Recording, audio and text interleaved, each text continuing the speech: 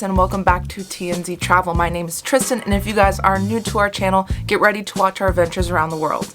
In these videos, you guys will see all the travels that we do, including hidden gems that we can find, really yummy eats that we can find, and cheap tips that you can have along the way. And if you love travel as much as we do, don't forget to hit that subscribe button down below and turn on those notifications so you know when our next video will post. Our last video was our trip to Arizona part 1, and if you guys want to watch that video, make sure you click the link above.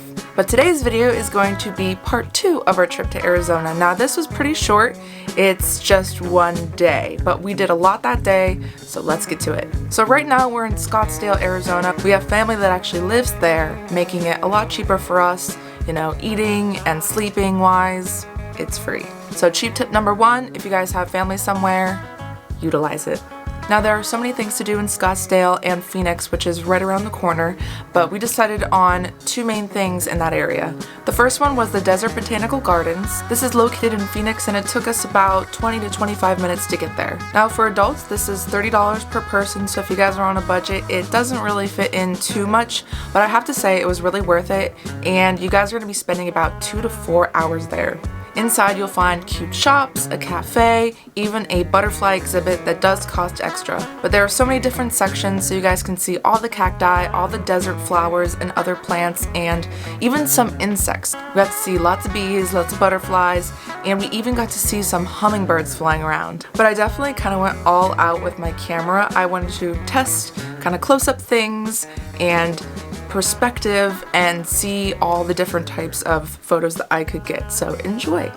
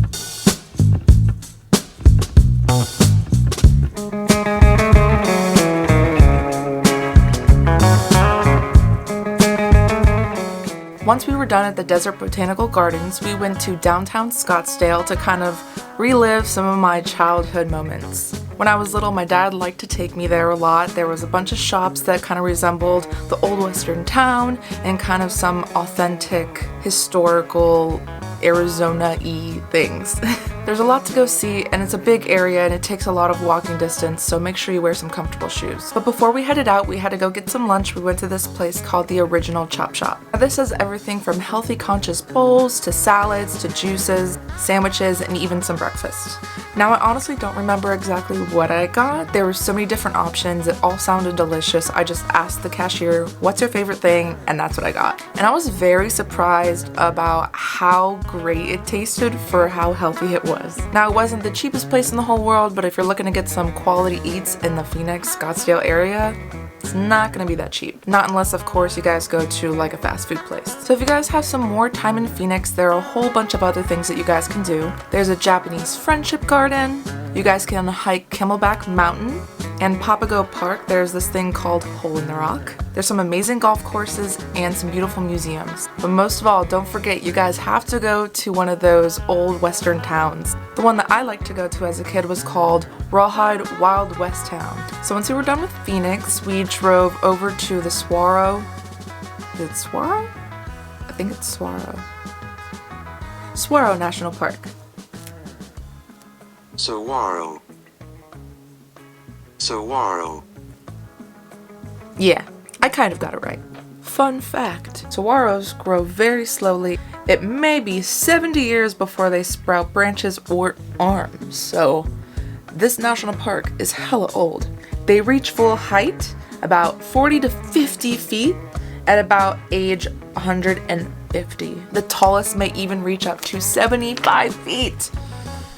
Jesus. Now they can be really tall because they got those ribs inside, like woody ribs. Anyways, so this is the national park and it is free with your annual park pass if you guys get it. But if not, it is $25 to get in. This is paid through Honor self-pay stations, online or on your mobile apps. Now there are two sections to this park, the west and the east.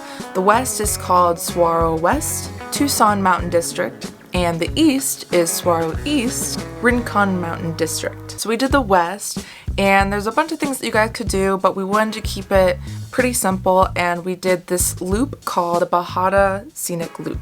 Now if you guys are driving a really nice car, just be very cautious. This loop and the trail is a really bumpy dirt road. Now when we got there, the sun was going down, so it was perfect to find a trail that kind of had a valley to overlook the sunset. And what do you know, they had a valley overlook trail that was kind of halfway through that loop. It's only a 0.3 mile trail and fairly easy. Great for families, especially if you have a bunch of little kids. But once you get up there, the view is breathtaking.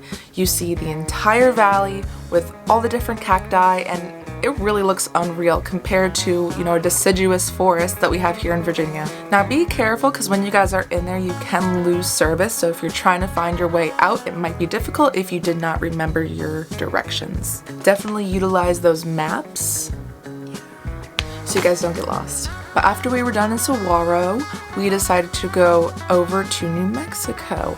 I won't get too much into detail about all of that, but on our way over there, we decided to stop for dinner at a place called Big Tex BBQ, which was in Willcox, Arizona. Now this is super duper cute. We got there right before they closed. Luckily they still were able to serve us, but it's basically at this train station, not a real train station, but it's a mock-up of a train station. You guys can eat in the station or you could eat on the train. The service was super fast and super nice, and the food was super good. Not to mention, super cheap. But after dinner, we continued on to our hotel, which was in Las Cruces in New Mexico. We stayed at a place called Sleepin' University, and it was about $55, which is not the cheapest amount, but you know, it's doable. So my favorite part about our trip to Arizona Part 2 definitely had to be the Botanical Gardens. I've never been there before, and just being able to see the different types of plants and getting to take all the photos and just be surrounded by beauty really made my day. If we decide to go back to Arizona, some things that I'd like to do, maybe do the east side of the Saguaro National Park, or possibly do some of the hikes that are in Phoenix, because I've never done them. Some cheap tips from this trick. One, if you got family somewhere really cool, utilize that. It's a free place to stay and hopefully some free things to eat. Number two, if you guys are going to a lot of national parks, make sure you get that annual park pass. It will save you guys some money. Number three, sightseeing is free, especially if you decide not to buy from all the shops that you're around. Me and Zach were kind of on the edge of buying some stuff because there were so many cool things, but we said no. We spend on experiences, not items. And number four, if you guys are looking to be traveling a lot, I highly recommend renting a car, as taxis can get really expensive really quickly.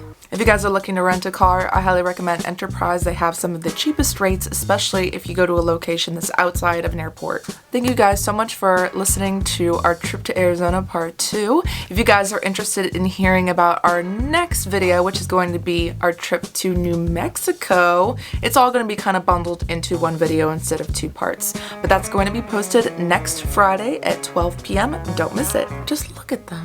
They're like little green prickly bubbles.